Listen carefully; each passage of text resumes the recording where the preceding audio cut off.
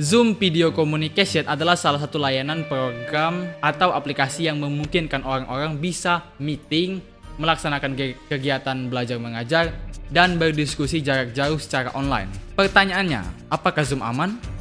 Mungkin iya, mungkin juga tidak.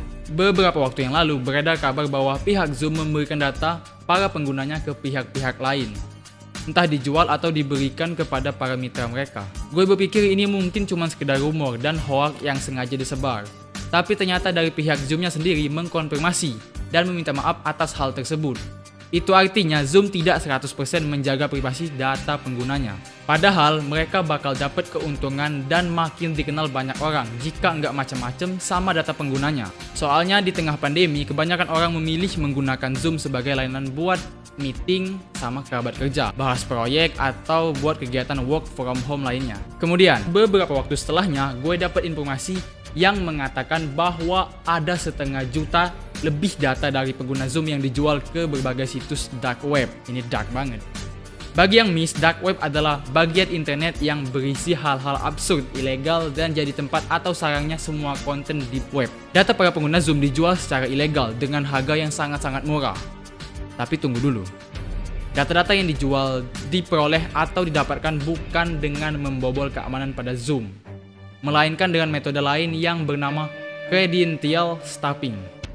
Dengan metode itu, pelaku atau peretas memanfaatkan data dari perusahaan lain yang telah bocor atau dicuri sebelumnya. Kemudian data tersebut digunakan untuk login di akun Zoom hingga ada yang berhasil masuk. Jadi jika password yang mereka temukan sama dengan yang digunakan pengguna itu di Zoom, disitulah mereka panen akun. Tapi intinya gini, kebocoran data kayak begini terjadi karena ada pemicunya. Misal, ada yang mengungkapkan kalau Zoom memiliki kelemahan atau celah, pasti pihak lain yang memang bergelut di bidang begituan bakal ikut coba-coba buat bobol celah tersebut. Dan kayaknya Zoom memang nggak recommended lagi deh.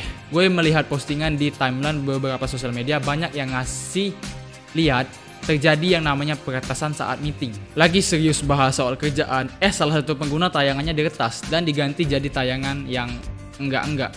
Kemudian gara-gara itu juga ada yang kehilangan akun bersaldo karena ada penyusup yang berhasil masuk melalui aplikasi Zoom. Gue nggak tahu metode apa yang dipakainya tuh. Gimana ya? Gue nggak bilang Zoom nggak aman, tapi gue nggak bisa juga bilang kalau Zoom masih layak digunakan. Jadi ya buat pilihan kembali ke kalian. Setelah melihat banyaknya kejadian yang merugikan yang gue sebutkan tadi, masih mau bertahan jadi pengguna Zoom atau enggak? Entah kenapa gue pribadi lebih nyaranin kamu pengguna Zoom supaya berpindah ke platform lain untuk sementara waktu dan cari alternatif yang lebih baik mungkin. Atau kalau bisa, manfaatin aja fitur-fitur meeting online yang ada di sosial media kayak WhatsApp Group Video Call yang jumlah slotnya bakal ditambah sama Facebook. Jadi bakal lebih banyak nanti. PC makin rame lagi dari yang sebelumnya. Bisa lebih rame maksudnya. Seenggaknya gue udah ngasih tahu nih buat yang belum tahu dan mengingatkan buat yang lupa. Semoga bermanfaat dan sampai ketemu di konten tekno dan berikutnya.